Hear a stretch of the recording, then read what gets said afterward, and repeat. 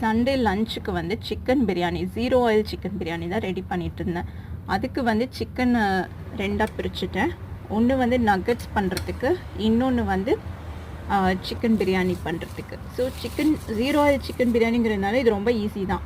நம்ம எண்ணெயில் எதெல்லாம் வதக்குவோமோ அதை 1 by 1 அப்படியே போட வேண்டியது தான். வெங்காயம், இஞ்சி பூண்டு, தக்காளி, மல்லி, புதினா, பச்சை மிளகா, அப்புறம் இந்த ஹோல் கரம் மசாலா ஐட்டம்ஸ் அது போட்டுட்டு லோ ஃப்ளேமில் கவர் பண்ணி குக் பண்ணால் அது நல்லா வெந்துடும். கொஞ்சம் இந்த மாதிரி தண்ணியும் விட்டுரும்.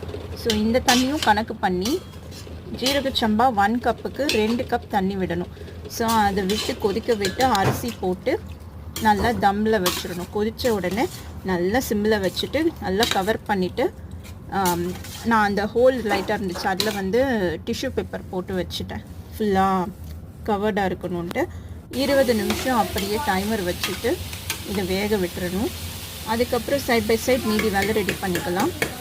இது 0 ஆயில்ன்றதுனால நான் கொஞ்சமாக 0 ஆயிலுக்கு தனியாக எடுத்து வச்சுட்டேன். 0 ஆயில் சாப்பிட்றவங்க அது சாப்பிடட்டும். மீதி இருக்கிறவங்களுக்கு கொஞ்சம் நெய்யும் கெராமலைஸ்டு ஆனியன்ஸும் போட்டு ஹைதராபாதி ஸ்டைலில் பிரியாணி பண்ணால் அது ரொம்ப ஃப்ளேவர்டாக இருந்துச்சு. அதுக்கப்புறம் கெராமலைஸ்டு ஆனியன்ஸ் இப்படி தான் கொஞ்சம் தீரத்துக்கு முந்தின ஸ்டேஜில் எடுக்கணும், வதக்கி விட்டுட்டே இருக்கணும். அப்புறம் கூடவே பச்சை கத்திரிக்காய் இருந்துச்சு, அதை வச்சு கத்திரிக்காய் மசாலா பண்ணேன். எக்கு அவிக்க போட்டுட்டேன். அப்புறம் ரைத்தாவும் ரெடி ஆயிடுச்சு. ஸோ இதெல்லாம் பண்ணி முடிக்கிறதுக்குள்ளே பிரியாணியும் ரெடி ஆயிடுச்சு. ஸோ கொஞ்சம் பிரியாணி தனியாக எடுத்து வச்சுட்டு மீதிக்கு வந்து அந்த கெராமலைஸ்டு ஆனியன்ஸும் கொஞ்சோண்டு கீயும் போட்டு கலந்து விட்டாச்சு.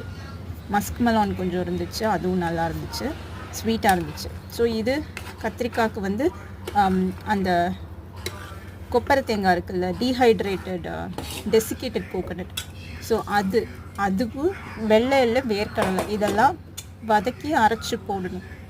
ஸோ அது கத்திரிக்காய் மசாலாவுக்கு.